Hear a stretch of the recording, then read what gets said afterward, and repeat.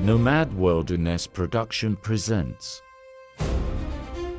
Before Genghis Khan, these lands were controlled by a great power that is rarely mentioned today.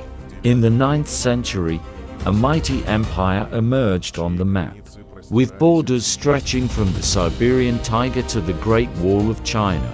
This state was forged in the flames of a 20-year war against the formidable Uyghur Khaganate, which was completely wiped off the face of the earth in the year 840. Yet, its strength lay not only in forged blades. Its might was built upon wise laws and sophisticated diplomacy that were centuries ahead of their time. The entire 9th century was marked by its absolute military and political dominance. They controlled the Great Silk Road, and the greatest powers of the era had to reckon with them, from the Chinese emperors to the Abbasid Caliphs.